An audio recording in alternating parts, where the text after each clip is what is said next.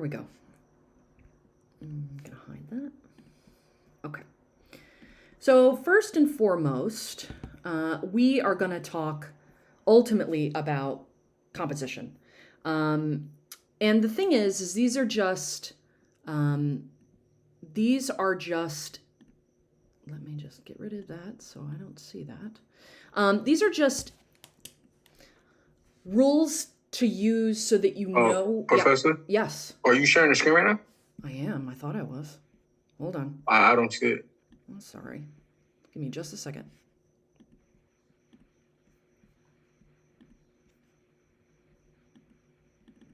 Okay. Thank you. Great. You can all see it? Say yay or nay. You can all see it? Perfect. Yep. All right, great. Apologies. All right. I'm sorry, did someone say no or? I think we're all good. Great. Let me know if anything breaks up while we do this. As you can see, I've been having some technical issues. Okay, so in talking about composition, they are rules, but they're more like suggestions. And they're more like suggestions because when you do break them, it can be very effective to break them. So the first and foremost kind of concept we want to cover is visual flow. And visual flow is a term I'll use at the same time as visual thrust. And if you look closely at this image, it sort of creates a spiral. And visual flow is the direction in which your eye travels throughout a picture plane, right? It is essentially all of the elements and principles of design organized to create a directional movement, okay? Sometimes that directional movement is uncomfortable to look at, and sometimes it's very aesthetically pleasing. And we can do a couple of things in order to create visual flow, other than just relying on the simple, elements and principles of design. All right, here are a few ways. Arrows, literal arrows. Arrows can be created with shapes, but also just the insignia of arrows. You know which direction your eye should go because you've been trained and conditioned culturally to see the fact that this is an emblem or symbol that says, look here, right? Also, sequential images or text elements. We've got a sequential image right here. 1, 2, 3, 4. Almost like a pattern of very similar shapes that are close to each other. Additionally, we've got very similar shapes here. Not only are they shaped that tell us this, but also the value and color tell us to look here too. So it's telling us to look to this focal point right here, which is our human figure. And human figures tend to psychologically really draw us in no matter what, right? But we've got all of these lines and all of these repeating elements that sort of guide and tell us that we should center our attention right here on this girl. Additionally, perspective is a means to do this. We don't have a lot of perspective in this, but perspective is suggested in this image by use of stacking. So we have these shapes that are created, the silhouette shape that makes it look as if this sort of machine work is close to our eye. Additionally, size changes. When things get smaller, obviously we're going to read them as if they're going into the background, but it's also going to tell us to move psychologically and visually to the background. So you'll notice that by use of this stacking, these shapes that are created in silhouette do grow smaller in space, thus telling us to move inward, okay? Curves, like you see here, as I keep tracing this line that goes back and forth, curves ultimately create a kind of vignette or a framework that tells us, look here, or look in this direction. Additionally, motion in images is a way to create a kind of visual thrust or visual flow. And motion is generally suggested by diagonals, such as this diagonal here, okay? And diagonals create a kind of dynamism that tells us, A, this is a frame, but also we're moving forward. So it almost appears as though this stuff in this little like sci-fi space is not actually static, but it appears as though a little bit of it is moving, like gear work. And then, of course, faces, especially the eyes. Believe it or not, psychologically, hands and faces are the thing that attract our eye the fastest. And that is because we've been conditioned to look for them since birth. This is how we relate to each other. This is ultimately how we navigate through the world because we are intrinsically social creatures. So, in terms of visual flow in this very well-known painting, Da Vinci's Last Supper, we have a lot going on here. And the most simple element that we have going on here is a very, very distinctive one-point perspective. Does everybody see how I'm tracing the lines of perspective as it goes back into space from the table to the doors to the ceiling to the panels in the ceiling? And you see where I'm going with all that perspective. What's in the center? Jesus. And so the idea here is that literally we're meant to look at the main character, Jesus, but ultimately, through the use of this geometric perspective, we're meant to emblematically understand that he is the center of our universe in the Christian iconography, right? If you're a Christian. Now, we also have a bunch of other things going on here with his apostles. We have a lot of pointing and a lot of hand gestures, which ultimately lead us to the center of our picture plane. Eyes looking in one direction, hands going in another. We also have a sort of underline form that tells us this table is meant to emphasize or frame in our subject. So this creates a kind of subtle framework that ultimately encapsulates the head, created through contrast, the light behind him, of Jesus. A theory that is really fundamentally important when we're thinking about notions of composition is the theory of gestalt, and that's how you say it, gestalt. It ultimately says that the whole is greater than the sum of its parts. That's why I've got that there iterated. The whole is greater than the sum of its parts.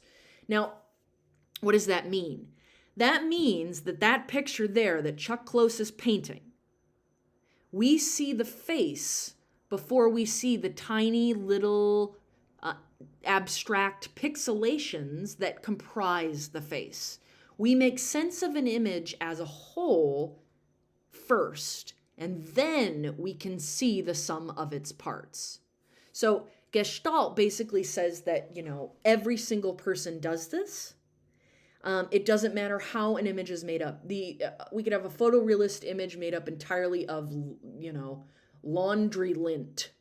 But we're not going to see the laundry lint before we actually see the representation of shapes or a face or a landscape, whatever the artist is trying to make. And this falls back on something called the grid system. And the grid system is probably the easiest way to set up a composition that is going to be aesthetically successful or pleasing. Now, what it basically says in all this text here is that your eye automatically implies or superimposes an imaginary grid over every image that you see, right? There's a reason why the majority of us make rectangular images over square images in design and in art. And that's because of this grid system here, because it's considered to be the most aesthetically pleasing and most comfortable to look at. So if your eye automatically applies a grid system over an established image, what you're going to do is you're going to look at wherever that 9, and it's just 9 squares, okay? Wherever those 9 squares intersect is where you're going to automatically look for a center of focus or visual interest. And in this particular image, you only have 2. 1, 2. Ain't nothing going on up here, right? And since there's not anything really going on up here in terms of interesting shapes, values, or colors on those intersection points, what this grid system is telling us is image is very bottom heavy. It is active in its diagonal shape orientation. And it's the bird that is the center of our focus. And it's the beak ultimately that is telling us that, because it's the mimesis of the human form, right? It looks like a face because that's what it is, a face. But in terms of being an actual good composition, this image really isn't. So the idea is that if you have something that some kind of shape or visual interest along where these little lines intersect, that you're going to fundamentally have a pleasing image to look at. And this grid system goes back to essentially the golden mean or the golden section or the golden triangle. It can be known as all three of those things. So I've got those little quotes right here, the golden triangle, the golden mean. And this is a kind of mathematical breakdown, and we won't go too far into this because it's really complex. You can do an entire class on just this very concept. But the grid system essentially is a very simplistic way of relying on the golden mean. And the golden mean is a mathematical system that breaks up this grid system based on what we see in the natural world in thirds. And so this basically relates to what's called the rule of thirds. Whereas anything that really falls on those intersection points is going to create a kind of visual interest. And you'll notice that this very shape always means the golden section or the golden mean. And it basically means that if you break up every single rectangle into thirds, again and again and again, you can create this sort of spiral form. And so the full center of focus should be along one of these intersection points. And you'll notice, 10 points to Gryffindor, if anybody can name what this shape actually looks like. Anybody at all? Have you seen this in the ocean ever? A nautilus. Good. So the golden section or the golden mean is illustrated perfectly with a nautilus shell. And a nautilus shell is a kind of sea crustacean with a shell that moves around in the ocean that illustrates literally this concept perfectly. And early on, when this concept or this philosophy, because it really is a philosophy, it's a theory, was kind of invented, artists were talking about this philosophically as an extension of why they're, as proof that God exists in the universe and that there is a natural order of things, which is a really lovely and beautiful idea, I think, no matter what kind of faith background you belong in. Because it really does appeal to our human nature, and it appeals to our aesthetic understanding of the world. That brings us to what's called juxtaposition. And I think I said earlier in a lecture that juxtaposition is one of those words that art students tend to use too much. It becomes a kind of crutch, and so it becomes a little cliche. But juxtaposition basically just means that different elements are put in the same composition together, right? And what juxtaposition does is it creates a visual interest and a kind of dynamic harmony, because it's not a repeating pattern, right? And so we see juxtaposition in both of these images evidenced through a couple of things. Yes, we have lots and lots of circles, but each of those circles might have a different fundamental kind of purpose in their color expression. And we see repeating elements in these shapes here, but they're not quite circles. They become these sort of longer shapes that repeat, right? So juxtaposition here is in terms of the pattern, but also the color arrangement. We also have juxtaposition here in terms of the shape orientation, but also the meaning of the symbols and emblems that each shape represents. So the silhouette of the soldiers, and of course they're shooting a sort of spattered paint, very clean paint, that eventually morphs into this sort of emblem of beauty and transformation and metamorphosis of the butterfly, right? So sort of clever interpretation of juxtaposition. So just to reiterate, juxtaposition can be literal, like in color, but it can also be kind of metaphoric as well. So juxtaposition, actually this image I think really does illustrate a couple of things. Gestalt theory, right? You see a face, even though the entirety of the face is made up of tools and little illustrations of tools, right? You also see the use of juxtaposition, and you ultimately see a sort of harmonious interpretation of the space because we blend them together, right?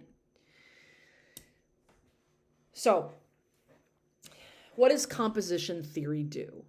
Basically, it arranges all of these things, all of the factors that we've talked about and yet to talk about, in order to make a visual statement that is desirable to look at, appealing to look at. So we can do that through a variety of things. So various things that we need to think about when we're thinking about creating a composition that appeals. Shape and proportion. I've told a lot of you, think about really stacking a variety of shapes, but also shapes that are differing in scale in order to create a notion of space, but also just variety, right? We want to think about a center of interest and think about that center of interest falling along one of those intersection points on our 9 square grid, right? We also want to think about balance of those elements. I like to tell students to rely on odd numbers. Say you want to put some stars in a composition. You don't just want 1 star in that composition. You want to think about maybe 3 stars, 5 stars, or 7 stars in that composition. And you want to think about putting them throughout the composition in such a way that they're spaced apart so that the eye is drawn to them. Because one of the biggest rules in design is that like elements attract the eye. So the eye is immediately going to go to all the stars because they're similar, right?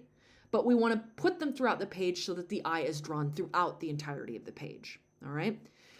Now, harmony is ultimately meaning consistency among the elements. If you've got a composition or an assignment where you've got one area that is really messily painted and then the rest of it is really cleanly painted, the image is not harmonious.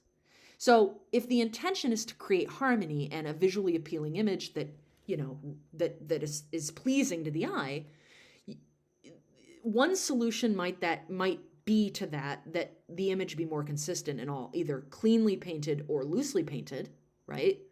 Or it might mean that you have maybe an odd number of areas that are painted loosely on top of those very, very clean geometric areas, right? That will create visual harmony.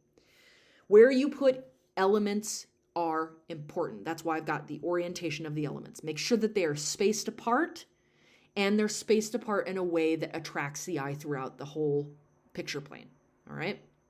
So cropping plays a big role in how you view an image. If you're doing this thing called kissing edges, what does that mean? Well, when you've got, say, a round shape, and this round shape just sits and kisses the edge of your paper or your picture plane, just sits there, just kisses it. What you're creating is a visual agitation. It reminds people that something is very, very close to the edge, thus maybe very, very close to your eye. It's kind of like somebody sitting next to you on a bus too closely. Even though they're not touching you, they're a little too close. So try to avoid kissing your edges, but also you wouldn't want this word, observe, and the without this space in the middle. You need the space in the middle in order to separate the shapes to make sense of them. So think about the way we actually type as a means to organize a picture plane. Negative space can also be used, which is basically the air around space, color, obviously, and contrast, right? So how dark something is versus how light something is. If you use geometry, really think about the golden mean or the golden section. Rhythm is repeating elements. You want to think about illumination or lighting. So things like darkening an edge can create a kind of focal point for us. And then we've already talked about repetition, and we've already talked about perspective. Know, though, that breaking the rules can create a kind of tension or unease. So say you get into your later classes and your instructor says, create an image that visually agitates. You know the rules of composition, so you know exactly how to break them. So viewpoint is a way to create a kind of dynamic composition, either through an ant's eye view or a bird's eye view. And what here we have is an ant's eye view, right? We're directly on the ground looking up at this very, very monumental tree, and it's using and incorporating a fisheye lens in order to create this notion of space, right? So viewpoint is a way to kind of create a dynamic composition as well, but dynamic doesn't always have to happen through ant's eye view or bird's eye view, right? All right, some rules. There should be a center of interest or focus in the artwork to prevent it from becoming a pattern in and of itself. You don't want everything evenly spaced. You don't want everything the same size. You don't want everything the same color. just because maybe your color collages might call for everything being the same color, a similar color, or the same value, doesn't mean the shapes need to be that, right? So stack them, create large versus small, create geometric versus organic, right? The direction followed by the viewer's eye should lead the viewer's gaze around all the elements in the work before leading out of the picture. So you want to spend time designing your composition so that there's something to look at before they actually exit the picture. And typically, in the West, we enter an image through the top left-hand corner and we enter it through the bottom right-hand corner. And the reason we do this is because that's how we read text. In the West, that's how we do it. In the East, it's actually done in the reverse manner because that's how they write in the East, is opposite to our order, okay? The subject should not be facing out of the image of the border, or at least the subject should not be, like if you're doing a face, it shouldn't be against or like touching the border. The nose should never be right at the edge of the border, ever. You always want space when you have any living entity, like an animal or a person. You want space ahead of their face so that we know that there is potential and that it doesn't create a psychological tension. A moving object should also have space in front of it. Same thing. Do not meet the edges of a border do not meet the edges of a border or within objects. So don't kiss, right? I already talked about that. Do not cut off living objects or subjects at the joints. You would never take a photograph of someone and crop it right at their chin. You want to allow for the neck. In fact, maybe hitting the middle of the chest to create a bust so that it's comfortable to look at, okay? You'd never cut off a photograph right in the middle of someone's eyes. Exact bisections of the picture space should be avoided if you want an interesting composition. When you do see a complete bisection, so like completely equal on one side or another, when you see completely equal, you typically see those in religious images because it means that God designs in perfection. But that's really up to you. Small, high contrast elements have as much impact as larger, duller elements. So you could have a big fat black circle, and then you can have a tiny little area with a bunch of dots, and they weigh the same amount. So you have to you know that intuitively, and that is something you're already conditioned to see, but that's just something to sort of think about. The prominent subject of an artwork should generally be off-center, unless it's symmetrical or a formal composition is desired, okay? So you want your focal point to be a little bit off-center, maybe along one of those intersection points of our grid, of our rule of thirds, okay? The horizon line should never divide an artwork into two equal parts, ever. And the reason why we don't do that is because we're creating a kind of rule of thirds in the composition as well. So I'll show you some examples of those illustrations. When we are trying to create balance, all right, a larger object is going to weigh more visually than a smaller object, right? But a larger object with a few of those smaller objects creates balance. Now, you can create balance by placing a larger object more towards the center if you have a smaller object opposing it, right? Just like you would on a balance beam, whatever you call that, that thing you play with on the on the playground. Multiple small objects can actually weigh more than a big object if there are a lot of them, okay? You can stack objects in order to get balance, but it will create a true symmetry. And symmetry you don't want to really rely on too much, all right? A small object, just a small area, can create a completely imbalanced composition if there isn't a counterweight. So a really good way to think about this is the yin-yang symbol, okay? The yin-yang symbol wouldn't be very successful if it didn't have those two tiny little shapes, those tiny little circles in the center of each large shape. So, to reiterate, we have the rule of thirds.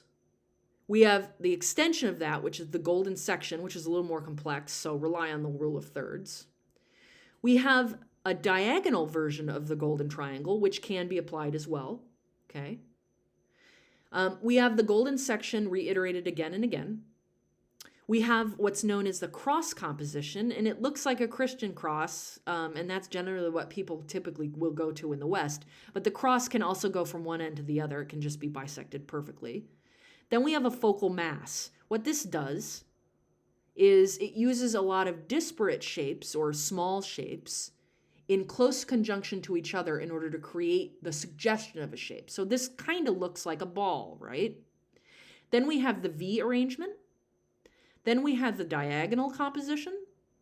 Then we have a radial composition, which is what the majority of your color wheels were, a radial composition. Then we have an L arrangement, which is not a typically very strong composition, to be honest. Then we have a curved, a pyramid, which is very, very, very heavy on the bottom. And then we have a circular. And the circular right in the center is generally to be avoided. So when do we actually see this? We've got a few examples of those as we see in landscape. And I think landscape really is a good way to really illustrate that. We have a kissed edge right here, which I would avoid with this tree. So in the second illustration, we see the tree breaking the edges. Do you all understand what I mean by kissed edge here? It's just barely touching it. We have a pyramid or triangle composition here because the foliage looks as though it creates a triangle. Or we have different objects, so these trees and this cloud, suggesting the triangle itself because it's where our eye is led.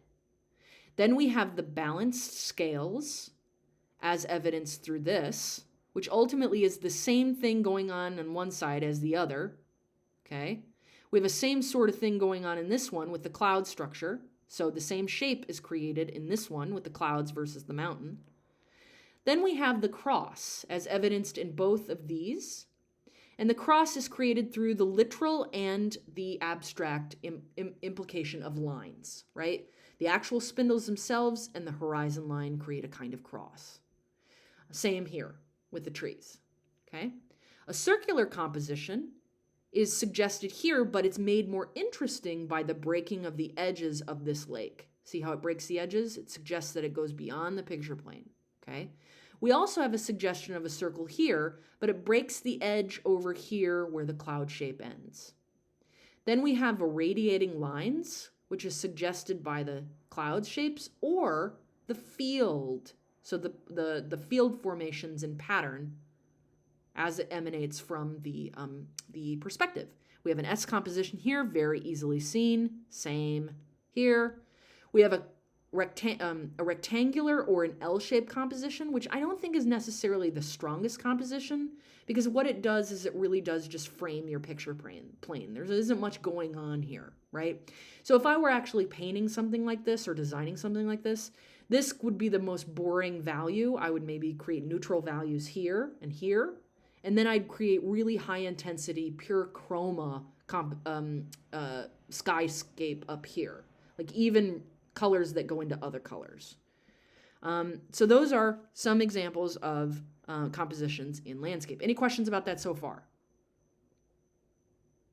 Okay. Simplification is totally underrated.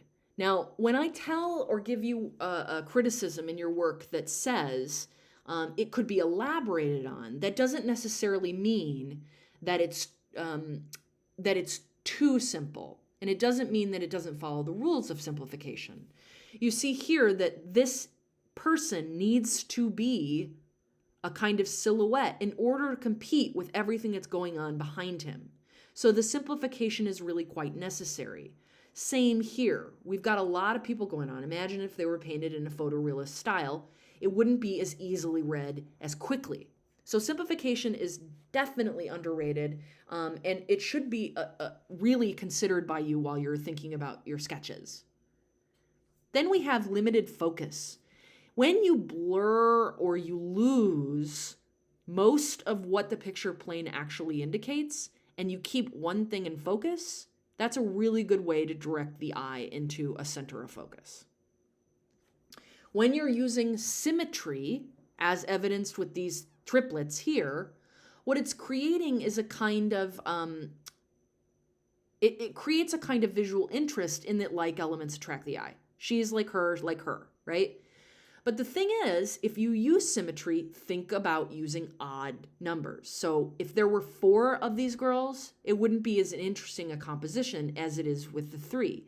And remember that the 3 is reiterated here with the beds. 1 bed, 2 bed, 3 beds.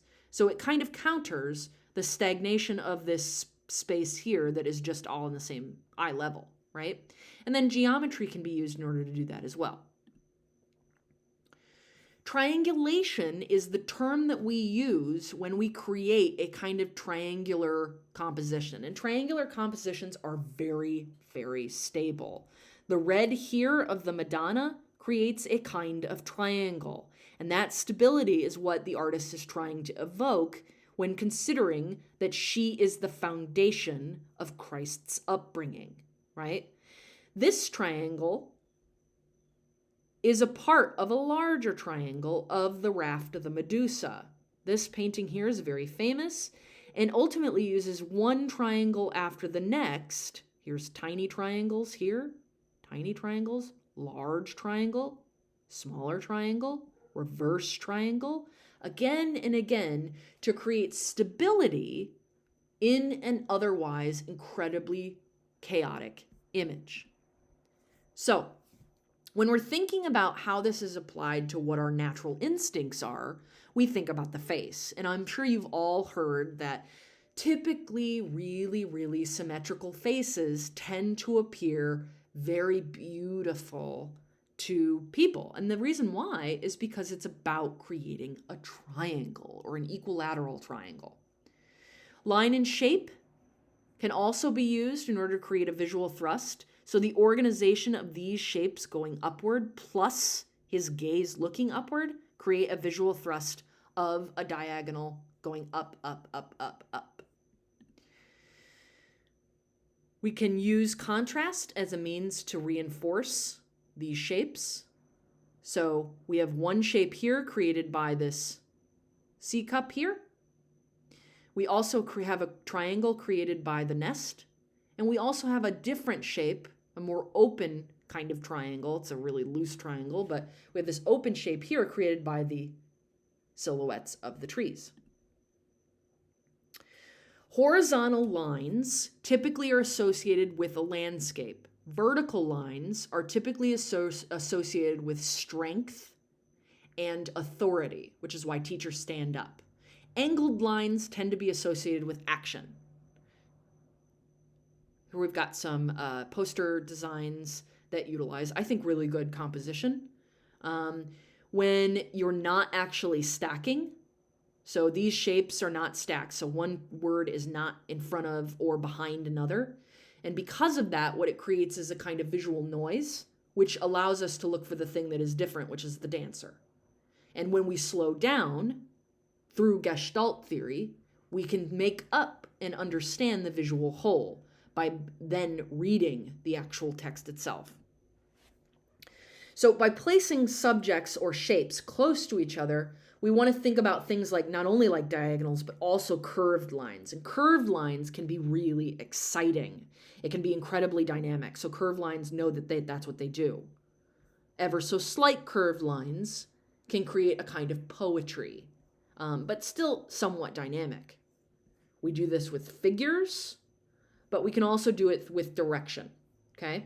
Notice how many times this diagonal is reiterated in this composition, both by the shape that's created by this, and by the perspective from the buildings itself. Here we have an example of juxtaposition, okay? And then the final image using juxtaposition regarding color, but also the use of stacking, and the interplay of high intensity chroma versus low intensity chroma. All right.